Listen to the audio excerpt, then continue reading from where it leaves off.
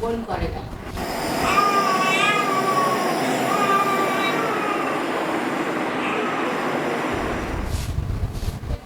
বোন করে না।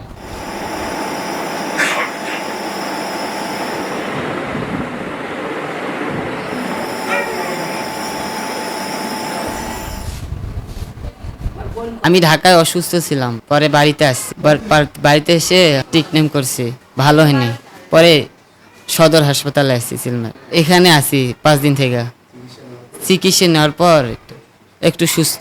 আমার ছোটো ভাই ঢাকায় অসুস্থ ছিল, তো আমি গ্রামে নিয়ে আসি ওখানে চিকিৎসা করাইছি। তারপর চিলমারি হাসপাতালে নিয়েছি, ওখানে ছিল 3 দিন থাকার পর কুড়িগ্রাম সদরে ভর্তি করছি, এখন সুস্থ আছে। প্রতি 5 বছর পর পর একটা বুস্টার ডোজে মিজলসের ভ্যাকসিন দিতে হয়, না দিলে এরকম একটা এপিডেমিক আকারে মিজলস ছড়ায় পড়তে পারে।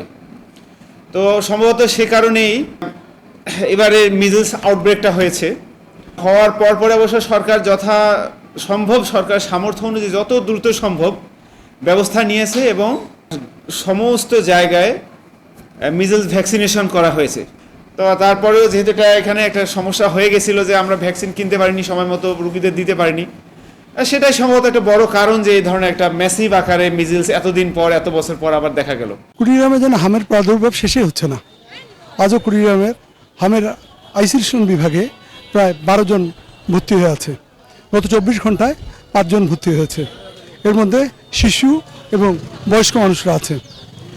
কেন এই হাম বারবার বাড়ছে এবং কমছে? মাত্র 2 দিন আগেই হাম এখানে ছিল মাত্র 5 জন, তার আগে ছিল 3 জন, কিন্তু আজ আবার 12 জন হয়েছে। ডাক্তাররা বলছেন যে এই গরম এবং বৈশ্বিক যে আবহাওয়া, এই কারণেই আসলে হামের প্রাদুর্ভাব একদম কমছে না এবং তারা সর্বাত্মক চেষ্টা করছেন প্রতিরোধ করার জন্য, কিন্তু কোনো কিছুতেই যেন কোনো কাজ হচ্ছে না। সময় যত যাচ্ছে তত যেন হামের রোগী আরও বাড়ছে এবং তারা বলছেন যে গত এপ্রিল মাসে যে হামের টিকা সারা জেলায় শুরু হয়েছিল এবং এখানে প্রায় 2,76,000 শিশুকে হামের টিকা দেওয়া হয়েছে। নতুন যে রোগীগুলো আসছে, এই রোগীগুলো আসলে এরা শিশু এবং এরা হামের টিকা নেয় নেই, যে কারণে যে শিশুরা হামের টিকা নেয় নেই তাদের যেন আরও এই হামের রোগের মধ্যে আক্রান্ত হচ্ছে। তারা অনুরোধ করছেন যে যে শিশুগুলি এখনও শুধু কুড়িগ্রাম শহরে নয়, চর দ্বীপচর সহ বিভিন্ন উপজেলায় এখনও হামের যে টিকা নেয় নেই, এই তারা যেন দ্রুত এসে টিকা নিয়ে যায়, তাহলে হয়তো প্রাদুর্ভাব কমবে। কুড়িগ্রাম সদর হাসপাতালের শিশু বিশেষজ্ঞ ডক্টর আলামিন আমাকে জানিয়েছেন যে হামের তিনি মনে করেছিলেন যে হামের প্রাদুর্ভাব হয়তো জুলাই মাসের শেষের দিকে কমবে, কিন্তু বাস্তব প্রেক্ষাপটে আসলে অনেক শিশু তারা টিকা নেয়নি, অনেকে অভিভাবক এর গাফিলতির কারণে, যে কারণে এখন অনেক হামের রোগী সময় যত যাচ্ছে তত বাড়ছে। তবে এখন পর্যন্ত কুড়িগ্রাম জেলায় বাড়া কমার মধ্যে থাকলেও মৃত্যুর মতো কোনো ঘটনা ঘটেনি। শুধু কুড়িগ্রাম শহরে নয়, 9টি উপজেলার বিভিন্ন স্বাস্থ্যকেন্দ্রগুলোতেও প্রতিদিনই হামের রোগী আসছে এবং তাদের জন্য আইসোলেশন ওয়ার্ড খোলা হয়েছে। প্রতিদিনে 5 থেকে 6 জন করে হামের রোগী আসছে। এটা শুধু হাসপাতালেরই চিত্র, কিন্তু মানুষের বাড়িতে এবং বিভিন্ন ক্লিনিকগুলোতেও হামের রোগীর সংখ্যা অনেক রয়েছে এবং তারা বলছে যে জেলায় এ পর্যন্ত প্রায় 5 শতাধিকের মতোই হামের রোগী রয়েছে বলে তিনি মনে করেন। তিনি বলছেন যদি একটু সচেতন হয় তাহলে হয়তো হামের এই রোগীর সংখ্যা আরও কমবে।